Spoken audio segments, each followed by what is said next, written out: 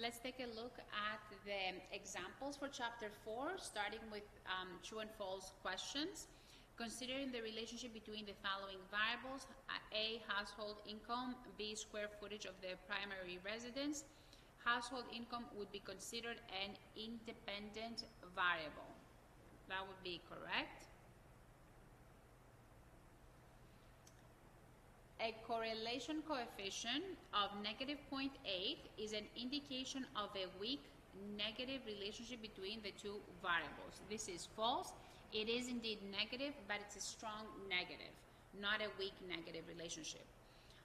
The values of the correlation coefficient range from -1 to +1. This is correct. If two variables have a correlation coefficient equal to 0.75, the scatter plot will have an upward slope moving from left to right. This is also correct. If the slope of the simple regression equation is equal to 0, the scatter plot for the ordered pairs will be a vertical straight line, indicating that there is no relationship between the independent and the dependent variable. That is false. The slope value for the regression equation represents the average change in the dependent variable for a 1-unit increase in the independent variable. This is true. A coefficient of determination equals to 0 indicates that there is no relationship between the independent and the dependent variable. That is also true.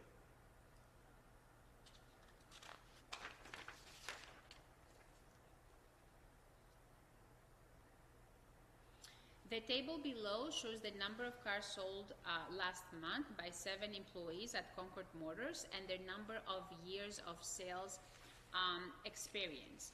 You have experience and you have sales.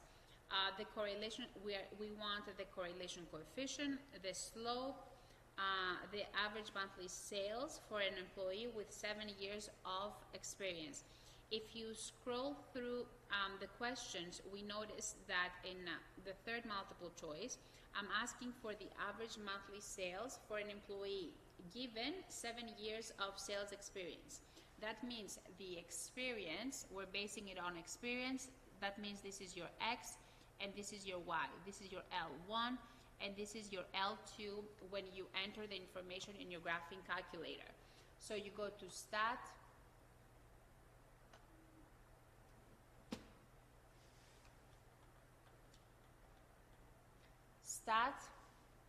Edit, Enter, and then Stat Calc number 4, and this is the all the information that you will need for the remaining 3 questions. I'm asking for the correlation coefficient. Correlation coefficient is R. R in this case is 0.5534. So the correct answer here will be C. Next, I'm looking for the slope. The slope is your A, your alpha. Alpha is equal to 0.6579. 0.6579 rounded to the 3rd decimal. This would be B. The average monthly sales for an employee with 7 years of sale experience is, in this case, you need to write down the formula and then plug in for X the 7 that we have here. So based on this table, the formula, and let me adjust the lighting a little bit. The formula would be Y is equal to 0.6579x, this is your slope, plus 6.9398, this is your y-intercept, so 0.6579 times 7 plus 6.9398. So y would be equal to 11.545. So this would be B, 11.55. If x and y in a regression model are totally related, then the correlation coefficient must be either 1 or negative 1. The correct answer will be A. For the next problem, the table shows the number of interceptions thrown during the season by 7 randomly selected National Football League teams and the number of games those teams won during the season. So we have the wins and we have the number of interceptions. Now, we want to determine the correlation coefficient.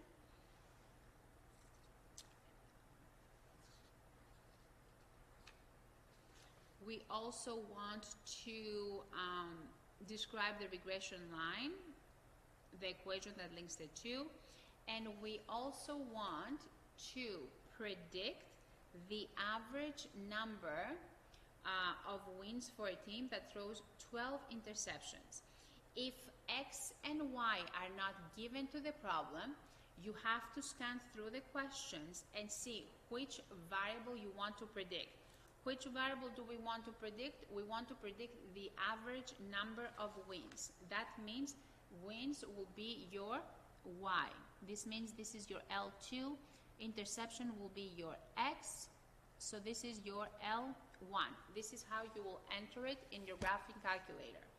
So going to the graphing calculator, on stat, enter, you have your L1 and you have your L2, stat calc number 4, and this is all the information that you will need for the problem. Now, in the problem, in the solutions, I'm giving you the table in case you want to use the formula, but if you were to use your graphing calculator, you can tell straight away that R is equal to negative 0.804, negative 0.804, which means as the number of interceptions a team throws during the season increases, the number of wins during the season tend to decrease.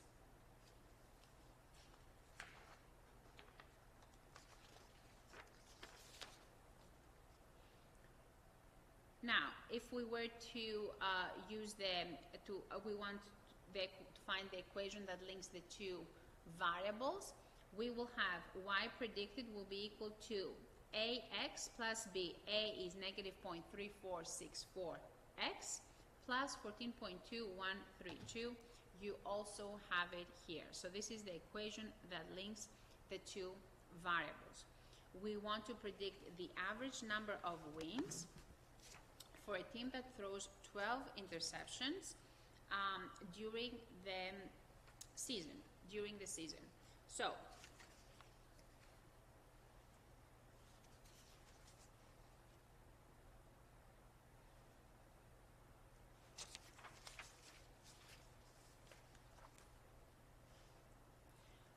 the equation, once again, is Y is equal to negative 0.346X plus 14.213. So X is equal to 12, basically. Go back and check if 12 is within the range of your X values. We notice that it is. X minimum is 6, X maximum is 28. So you go back to your equation, you plug in the number, negative 0.346 times 12 plus 14.213, and the Y predicted will be 10.06 wins. So if a team has 12 interceptions, then its predicted average number of wins will be 10. Calculate the coefficient of determination and interpret its meaning. We already have that. R squared is 0.6458. You can also, so if we were, R squared is equal to negative 0.804 squared, so 0.646, which means that the number of interceptions thrown during the season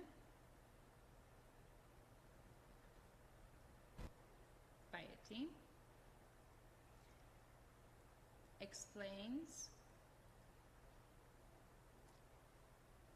64.6%. We turn this into a percentage. 64.6% of the variation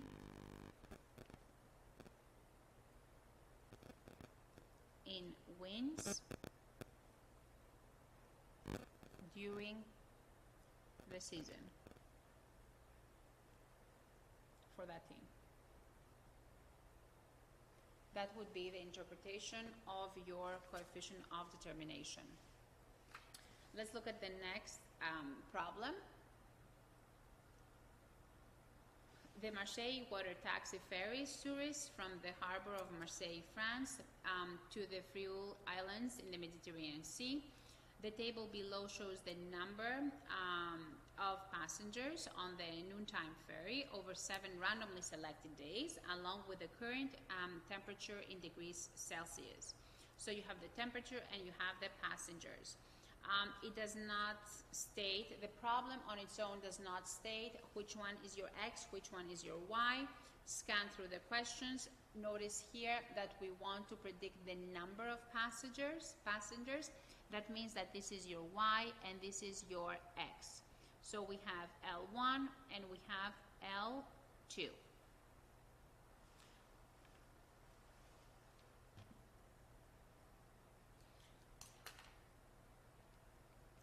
So we erase the previously entered data. Clear enter for L2, clear enter for L1. L1 we have 16, 19, 22, 26, 18, 24, and then we have 15, 20, 20, 22, 10, and 18. Once we enter our data, we want to go to Stat, Calc, number 4, and press Enter. So this is the new set of data that we have. We have the slope being 0.7757. We have the y-intercept 1.3387. We have the coefficient of determination 0.4589 and the correlation coefficient 0.6775. You also have access to the formulas and how to create the table for the formulas. So R is 0.677, which means that we have a positive, strong, positive, fair relationship between the two variables, I would say.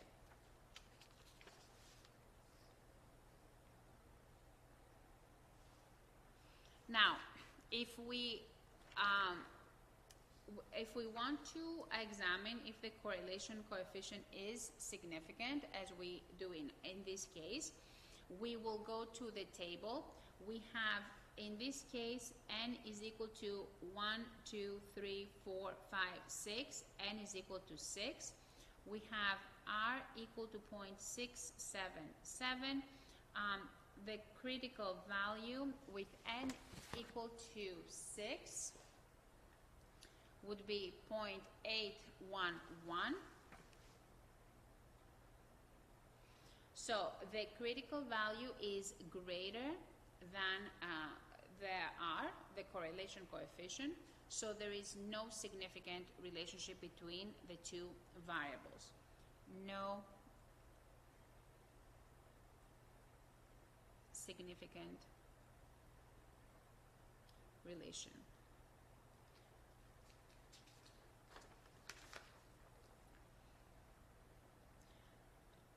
So the equation that links the two variables, y predicted, is 0.776 plus 1.333. We want to predict the number of passengers on the noontime ferry on a day that the ambient temperature is 19 degrees Celsius. So we will take this equation. We see that 19 is within range. Y predicted is equal to 0.776x plus 1.333. 0.776 times 19 plus 1.333. So in this case, we will have 16.1 passengers.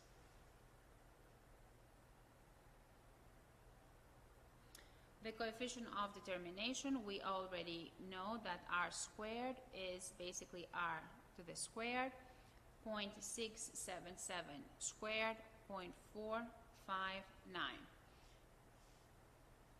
That means that the number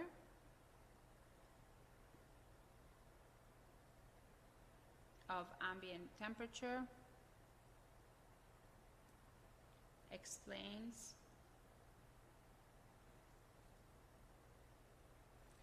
45.9% of the variation in passengers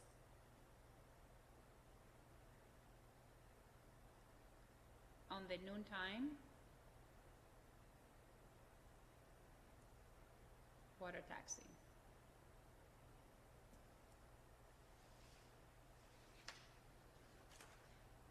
And this concludes the examples for Chapter 4.